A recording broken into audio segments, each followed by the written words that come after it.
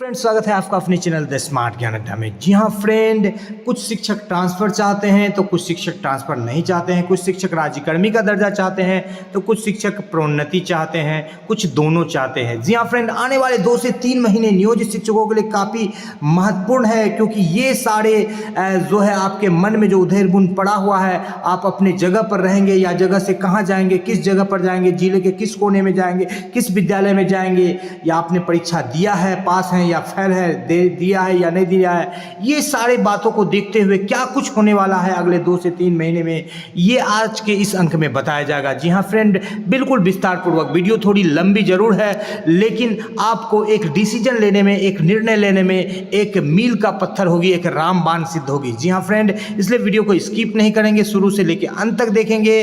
Video को like कर दे, channel पर नए हैं या अब तक सब्सक्राइब नहीं किया है तो ना पैसा लगता है ना खर्चा लगता है, सब्सक्राइब कर दीजिए फ्रेंड, अच्छा लगता है। सीधे चलेंगे अगले स्लाइड पर और आपको शुरुआत क्या कुछ होने वाला है अगले 2 से 3 महीनों में। उनको ये पोस्ट लिखने से पहले ये जानकारी हासिल कर लेना चाहिए था कि चाहे सेंट्रल गवर्नमेंट हो चाहे स्टेट गवर्नमेंट हो, सबने ग्रेड पे की व्यवस्था को खत्म करके, और जो 7वां वेतन आयोग बना था उसमें कोई ग्रेड पे नहीं है। उस ग्रेड पे के आधार पर एक वेतन का मैट्रिक्स तैयार किया गया था। उस मैट्रिक्स के आधार पर सीधे आपको स्लैब दिया जा रहा है, न कि उसमें ग्रेड पे। ये अलग बात है कि ग्रेड पे के साथ ही जोड़ घटा करके उस कैटेगरी में लाया गया है मैट्रिक्स को, लेकिन ग्रेड पे के साथ वेतन दे नहीं है। ये पहले दिमाग में अपने लिख लें। कुछ वर्षों से वेतन पा रहे होंगे, बीत गया कुछ समय उस स्लैब को पाते हुए। दूसरी बात जो आप पूछ रहे हैं, क्षमता पास करने के बाद जो विशिष्ट शिक्षक बनेंगे तो वेतन घटेगा कि बढ़ेगा, मैं सार संक्षेप में बात बता रहा हूँ।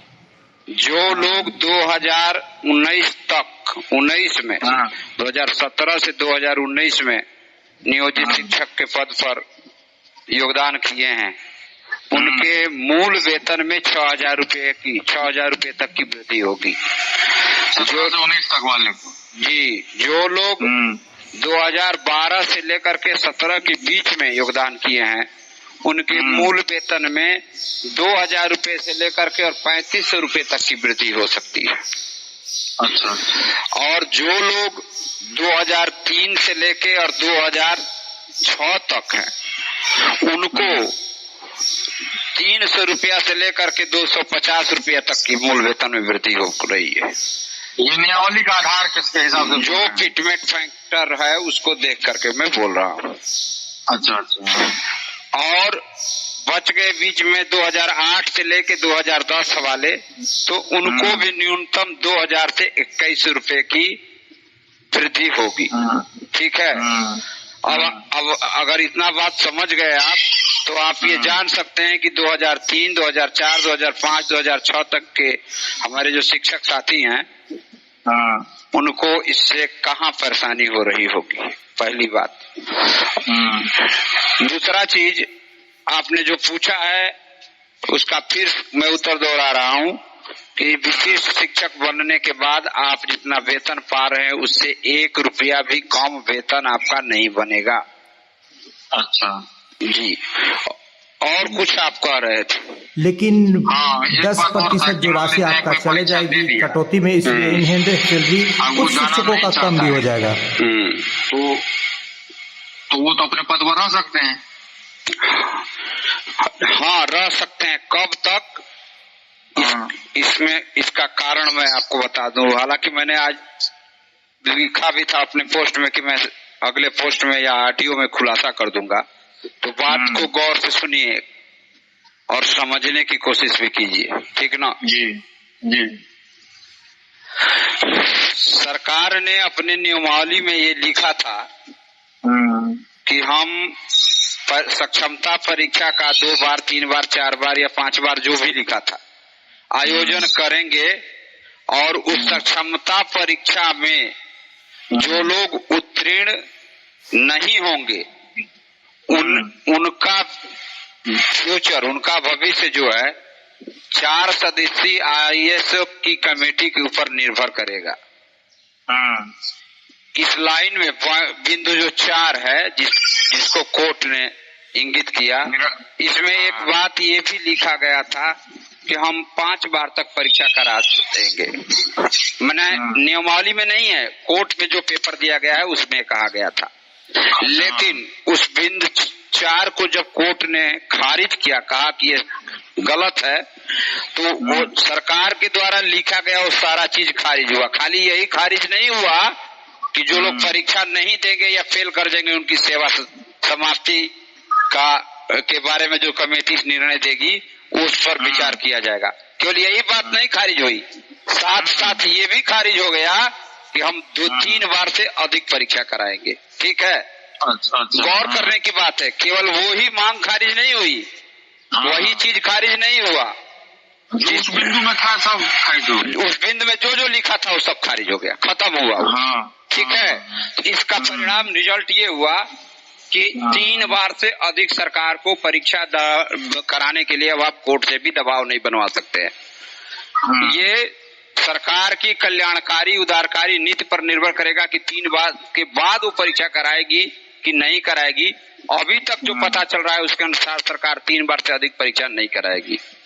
अब आपने पूछा है हमसे कि जो परीक्षा दे दिए हैं नहीं ज्वाइन करेंगे तो क्या होगा। आप एक चीज जान लीजिए, पहली, दूसरी, तीसरी परीक्षा, पहली सक्षमता, दूसरी परीक्षा सक्षमता और तीसरी सक्षमता का जल्दी होने का कारण क्या है? इसका सही और सटीक उत्तर यही है कि अगर आप अपने को ही लीजिए, मान लीजिए आपने प्रथम बार सक्षमता परीक्षा नहीं दिया, दूसरे बार भी आपने नहीं दिया या दिए तो फेल हो गए, या ज्वाइन करने नहीं गए, काउंसलिंग कराने नहीं गए, फिर आप तीसरे बार अभी परीक्षा नहीं हुई है और सरकार का मन है ट्रांसफर करने का, आपको कैसे ट्रांसफर करेगी? आपके पास तो 3 बार तक अपने पद पर जहाँ है जिस स्थान पर वहाँ बने रहने का ऑप्शन है, क्योंकि उसने ये आपको अधिकार दे रखा है कि आप परीक्षा दे के स्वेच्छा से 3 गो अपना निजी विकल्प मांग सकते हैं जहाँ के आप जाना चाहते हैं। तो उस अधिकार से आपको कैसे वंचित कर सकती है? वो तब तक वंचित नहीं कर सकती है जब तक तीनों अटेम्प्ट खत्म ना हो जाए। यानी 3 बार सरकार के द्वारा जब तक परीक्षा आयोजित नहीं कराई जा सकती है तब तक आप बादशाह हैं, आप सही हैं, आपका सारा नियम कानून सरकार के आगे ऊंचा है, आप बने रहिए अपने पद पर, न काउंसलिंग कराने जाइए और नहीं परीक्षा दीजिए। लेकिन जिस दिन तीसरी परीक्षा का आयोजन हो चुका होगा उसके अगले दिन आप अपने उस पद पर नहीं रह पाइएगा, क्योंकि सरकार एनी हाउ किसी भी कीमत पर आपको अपने उस स्थान पर नहीं रहने देगी जहां पर आप नियोजित के रूप में कह रहे हैं कि हम सक्षमता नहीं देंगे और नियोजित के ही नौकरी करेंगे, क्योंकि आप अपने तरह के अकेले नहीं हैं, आपके तरह के राज्य में और भी लोग हैं। तो जो और आपके तरह के राज्य में लोग हैं उनको आपके जगह पर और आपको उनके जगह पर भेजेगी गवर्नमेंट, ये निश्चित है। तो नियोजन इकाई से बाहर हो सकता है? बिल्कुल हो सकता है, इसलिए कि नियोजन इकाई साइलेंट हो गई, नियोजन इकाई को साइलेंट कर दिया गया, मृत प्राय हो गई। नियोजन इकाई से सारे जो नियोजित पद थे स्कूलों में वो सारे पद सरकार ने प्रत्यार्पण करवा लिया, वापस ले लिया। स्टेट में समझिए, जो अधिकार नियोजन इकाई को पंचायती राज व्यवस्था के तहत दिया था सन 1976 का एक्ट का हवाला देकर के, संविधान के 73वें नहीं, सन में गलत बोल रहा हूँ, शायद संविधान का 73वां संशोधन जिसमें पंचायती राज इकाइयों को बढ़ावा देने की बात की गई थी, उसका हवाला देके जो अधिकार दिया गया था कि उनको बलवती हम बनाएंगे, उनको अधिकार देंगे, उसको वापस ले लिया। अब उनके पास ये अधिकार नहीं रहा कि वो नियोजन इकाई के रूप में विद्यालय में शिक्षक के रूप में किसी को नियोजित कर सकेंगे। ये बात 2019 में ही समाप्त कर दिया था सरकार ने, क्योंकि जो 2019 में नियोजन हुआ उसके बाद सरकार ने कहा कि अब हम नियोजन करबे नहीं करेंगे, अब हम जो भी करेंगे वो जिला स्तर की जिला कैडर पर भर्ती करेंगे, जिसका संपूर्ण प्राधिकार राज्य सरकार के पास होगा। जिले के जिला शिक्षा पदाधिकारी और जिला पदाधिकारी के पास होगा अधिकार, न कि नियोजन इकाई के पास होगा। इसका प्रमाण बता रहा हूं। यदि वह पद नियोजन इकाई के पास रहे होते तो जो अभी 40,000 या कुछ समथिंग का पद निकला है प्रधान शिक्षक प्रधानाध्यापक के रूप में, वह पद सरकार नहीं निकाली होती। उस पद पर भर्ती करने के लिए अधिकार नियोजन इकाई ने विज्ञापन नहीं निकाला है, सरकार ने निकाला है। मतलब कि वही सरकार जो सुप्रीम कोर्ट में कही थी कि हमारे यहाँ रेगुलर माने असिस्टेंट टीचर का पद डाइंग है और अब हमारे यहाँ नियोजित ही रहेंगे, उसी सरकार ने अपना पाला बदल दिया और पाला बदल के अब कह रही है कि अब हम नियोजित भी नहीं रखेंगे, अब हम फिर से नया विद्यालय अध्यापक के नाम पर, विद्यालय अध्यापक नाम से नए बीपीएससी जैसी संस्था से परीक्षा करा करके और उन लोगों को विद्यालय अध्यापक के पद पर रखेंगे। मतलब नियोजित का पद ही नहीं है अब। तो जब पद ही नहीं रहा, नियोजन इकाई का अधिकार ही समाप्त हो गया, तो आप नियोजित के रूप में प्रमोशन की बात कहाँ से सोच रहे हैं? नियोजित प्रभारी प्रधानाध्यापक का पद कहाँ है? अगर आप मांग कर रहे हैं, जो कह रहे हैं कि कोर्ट ने 12वें बिंदु में कहा, तो 12वें बिंदु का बेजा अर्थ आप लगा रहे हैं। कोर्ट ने ये कहा था कि जो अपीली प्राधिकार है उसको आप समाप्त नहीं कर सकते। इसका कानूनी अर्थ ये होता है कि जितने झगड़े फसाद विवाद चल रहे थे उसको जो आप कह रहे हैं कि 6 महीना में निपटा लीजिए, यही ना कोर्ट में लिखा था सरकार ने कि 6 महीने के अंदर उसको निपटा लीजिए, नहीं तो इसको हम समाप्त कर देंगे। 6 महीने के अंदर सारे विवाद खत्म कर लिए जाए, नहीं तो हम समाप्त करेंगे। तो कोर्ट ने कहा कि नहीं, ये संभव नहीं है कि 6 महीने में सब समाप्त हो जाएगा न्यायिक प्रक्रिया। आप उसको तब तक समाप्त नहीं करेंगे या नहीं कर सकते हैं जब तक कि वह सारे वाद समाप्त नहीं हो जाते। जब उससे संबंधित जितने वाद या परिवाद या मुकदमे हैं वो जब खत्म हो जाएंगे तब आप उसको समाप्त कर सकते हैं। हमारी बात क्लियर समझ गए? हाँ, पूरा समझ गया। कि कोर्ट ने ये कहा है, न कि कोर्ट ने ये नहीं कहा है कि जो आपने राजपत्र गजट पत्र बना करके कहा है कि हमारे जो 2023 की नियमावली है जिसके अनुसार सारे विद्यालय अध्यापक के पद और उस पर कार्य करने वाले लोगों की सेवा संचालित होगी, उसको कोर्ट ने रद्द नहीं किया है। विशिष्ट शिक्षक जो बनेंगे उनके लिए भी नियमावली 2023 ही काम करेगी। और जो 2006 की नियमावली पर चल रहे हैं, जो 2012 की नियमावली पे चल रहे हैं, जो 17 की नियमावली पे चल रहे हैं, जो अपने आप को नियोजित शेर सिंह कह रहे हैं, उनके लिए भी 2023 की नियमावली ही मान्य होगी। इस गजट में ये लिखा गया है। मतलब 2012 की नियमावली का प्रमोशन और अन्य प्रमोशन जो नेताजी लोग पोस्ट लिख के घुमा रहे हैं उसका कोई मतलब नहीं हुआ, स्वतः शिथिल हो गया। लेकिन फिलहाल सिमरी बख्तियारपुर में प्रमोशन मिला है, इसलिए इस बिंदु पर अगर नहीं मानने वाले के लिए कोई बात नहीं है, ये सिर्फ मिथ्या भाषण है। अगर जो समझ रहा होगा, जो एक अच्छे वकील के पास जाए तो समझ के बढ़िया से आएगा इसको कि इसका क्या मतलब है। आप कितना हो प्रमोशन का लेकर के चल जाइएगा पेपर, सरकार सीधे सीधे कहेगी कि आपको हम नियोजित के रूप में रखे हैं। क्यों? क्योंकि आपके साथ कोर्ट ने हम मर्जी किया है। सुप्रीम कोर्ट ने कहा है कि ठीक है, हम भी रोने के लिए गए थे कि हमारे पास पैसा नहीं है तो हम कम पैसा वाले मजदूर रख के काम करवा रहे हैं, तो कोर्ट ने कहा ठीक है जाओ कराओ। तो उस दया पर नियोजित आप रखे गए हैं। नहीं तो आपके यहाँ शोरगुल हो रहा है, थोड़ा साइलेंट कीजिए, आवाज तेज हो रहा है। तो सहरसा में सिमरी बख्तियारपुर में प्रमोशन मिला है, श्रोतागण ध्यान देंगे। तो ये बातें जो कही जा रही है महानुभाव के द्वारा बिल्कुल पूरी तरह से साउंड पॉल्यूशन सही नहीं है। प्रमोशन भी मिल रहा है, क्योंकि मिल चुका है तो हाथ कंगन को आरसी किया, पढ़े लिखों को फारसी किया। बाद बाकी शेष वक्तव्य पर आप बिल्कुल विचार देंगे, ध्यान देंगे। पारा टाइप टीचर को सेवा में रखने का अधिकार नहीं है बिहार सरकार को छोड़ करके। ये बिहार सरकार बहुत शोरगुल है। थोड़ा साथ हटिए, वहाँ वो हट गए बहुत हट। मैं फिर अपनी बात को दोहरा रहा हूँ, किसी भी राज्य सरकार को 1 अप्रैल 2023 के बाद पारा टीचर को एलिमेंट्री एजुकेशन में रखने का अधिकार नहीं है, सिवाय बिहार को छोड़ करके। तो आप कहिए बिहार को क्यों? तो बिहार को वही कारण है जो SLP 20/2018 में विधवा विलाप करके राज्य सरकार लेकर के आई, जिसके उदारता के चलते नियोजित शिक्षक बिहार में कार्यरत हैं, रखे गए हैं, और कोई तीसरा कारण नहीं है, यही हकीकत है। और जितने भी नियोजित शिक्षक हैं वो सभी पारा टाइप ही टीचर हैं, चाहे वो टेट पास हो, चाहे सीटेट पास हो, चाहे दक्षता पास हो। एक बात और मैं यहाँ पर क्लियर करना चाहूंगा, हमारे दक्षता पास भाइयों को कुछ नेताजी लोग गुमराह कर रहे हैं और अलग अलग दिव्य ज्ञान दे रहे हैं। पहले कहा जाता था तो तीत लगता था, और आज अपने उस बात को उठकेर रहे हैं। यह ध्यान दीजिए कि जो विशिष्ट शिक्षक के पद पर हो रहा है वह नई नियुक्ति नहीं है, इस बात को बड़ी बारीकी से समझ लीजिएगा। ये विशिष्ट शिक्षक के पद पर नया पद स्थापन जरूर हो रहा है, लेकिन नया अपॉइंटमेंट नहीं हो रहा है, क्योंकि ये वही लोग उस पर मर्ज किए जा रहे हैं जो कि नियोजित थे, न कि आम आदमी से उस पर वो आवेदन नहीं लिया गया है।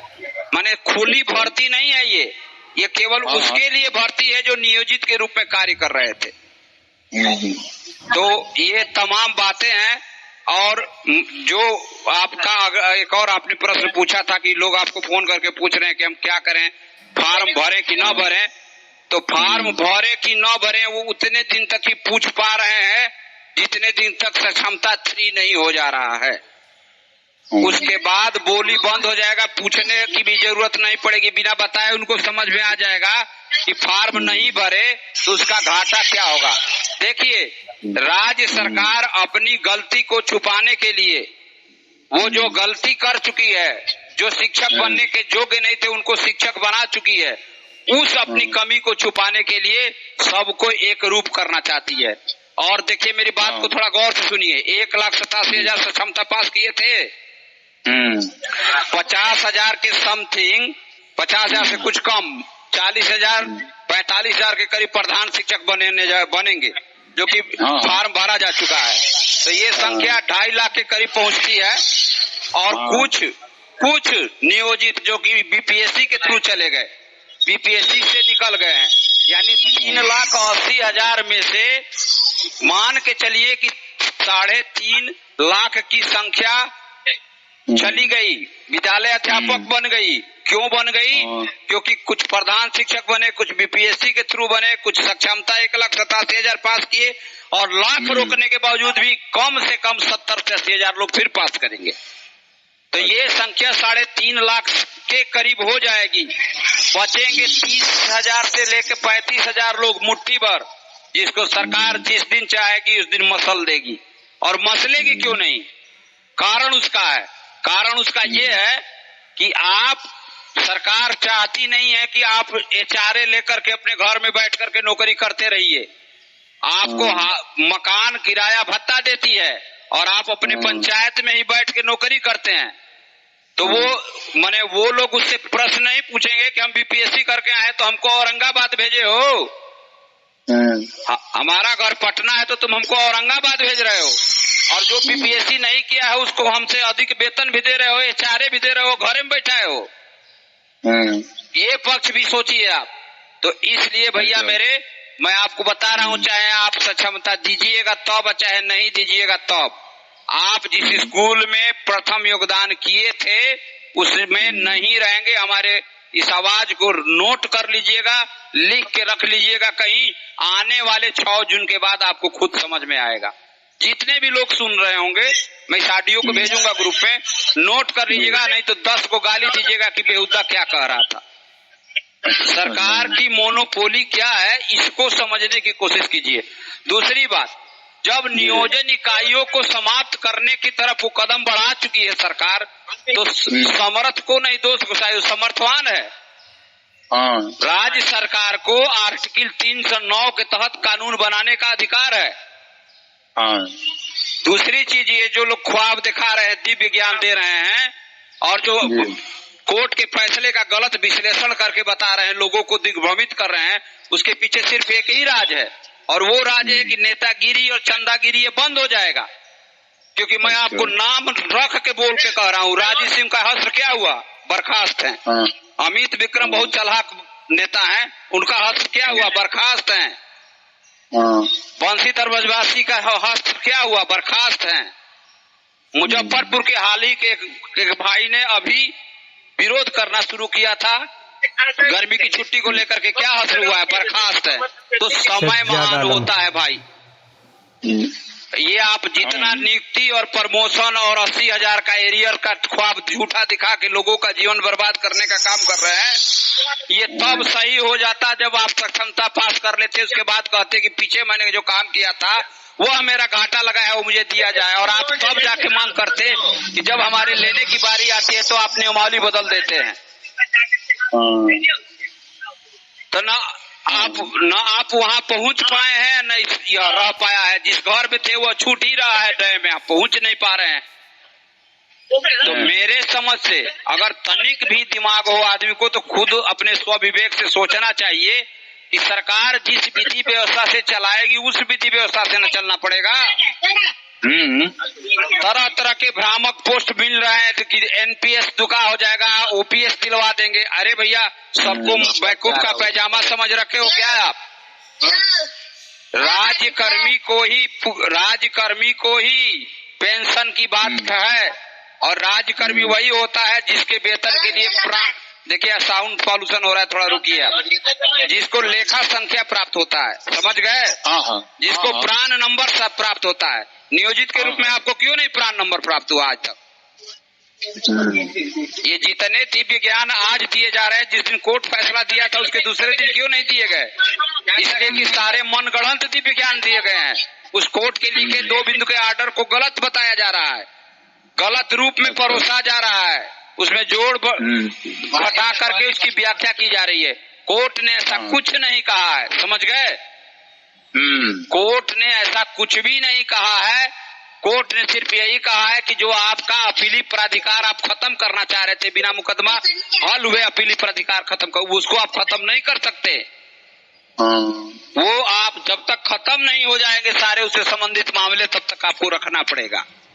एक और बात, कोर्ट में जो मुकदमा हुआ उसमें कोर्ट के सामने ये कहा गया कि सक्षमता परीक्षा जो हो रही है, उस सक्षमता परीक्षा विशिष्ट शिक्षक या राज्यकर्मी बनाने के लिए हो रही है। गौर करिएगा, तो कोर्ट ने इस सक्षमता परीक्षा को रोका नहीं। मतलब ये साबित करता है कि राज्यकर्मी बनने के लिए सरकार ने जो पैमाना तय किया है उसको कोर्ट ने रोका नहीं।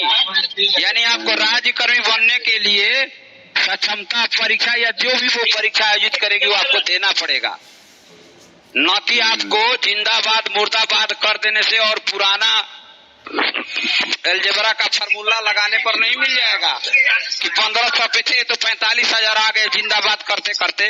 वो भूल जाइए सपना। जिस दिन सरकार उंगली टेढ़ी कर देगी, दया वाली बात खत्म हो जाएगी, उस दिन एक समाप्त हो जाएगा कैडर ही नियोजन। तो इसलिए हाथ जोड़ के सबसे यही प्रार्थना है कि आप अपने स्वविवेक का प्रयोग कीजिए। शिक्षक हैं तो जरूर इतना ज्ञान होगा, निश्चित तौर पर ज्ञान होगा। जिस एनसीटी के नियम की आज दुहाई दे रहे हैं लोग, ये कहिए से नियम है। दक्षता परीक्षा जो भाई पास किए हैं, समझ गए? वो दक्षता परीक्षा नई नियुक्ति के लिए नहीं है, सत्य बात है। नए पद पर प्रमोशन के लिए भी नहीं है, क्योंकि आप दक्ष हुए 1 से 5 में और प्रमोशन मांगेंगे 6 से 8 में, आपको कैसे मिलेगा? मूर्ख बना रहे हैं लोगों को। तो इसलिए डरने की जरूरत नहीं है। जो दक्षता पास हो वो भी, जो सीटेट पास हो वो भी, सारे लोग सक्षमता पास करके विशिष्ट शिक्षक बन जाए, इसी में उनका कल्याण है, उनके बाल बच्चे की रोजी रोटी है, जहाँ तक मुझे समझ में आ रहा है। हाँ, अब आप और कुछ पूछना चाहते हैं तो बताएं, अन्यथा हम इस ऑडियो को भेज देंगे आपको, अपने साथियों को भी भेज दीजिएगा। नहीं, ठीक है, समझ गए सारा। ठीक है, पुनः जरूरत के अनुसार बात होगी। धन्यवाद। ठीक हो, तो इस तरह से आपने देखा फ्रेंड कि कुछ बातें कही गई, लेकिन प्रमोशन के बिंदु पर गलत व्याख्या किया गया है, क्योंकि सहरसा के सिमरी बख्तियारपुर में प्रमोशन मिला है शिक्षकों को। अब देखने वाली बात यह होगी कि उस प्रमोशन को सरकार वैध ठहराती है कि फिर रोक लगा देती है। कई बार ऐसा भी होता है कि 6 महीने पैसे लेने के बाद भी प्रमोशन रद्द हो जाता है। शेष सभी बिंदुओं पर आप खुद एक विवेकशील शिक्षक है, क्योंकि लंबी चौड़ी व्याख्या दी गई है, तो इस वीडियो को ज़्यादा लंबा नहीं करते हुए फिर अगले अंक में इससे संबंधित बिंदुओं पर विमर्श किया जाएगा। वीडियो पसंद आ रहा है तो लाइक कर दे, चैनल पर नए हैं आप तक सब्सक्राइब नहीं किया तो सब्सक्राइब कर लें। स्मार्ट ज्ञान अड्डा आपका अपना चैनल साथी जो आपके जो कामना करता है।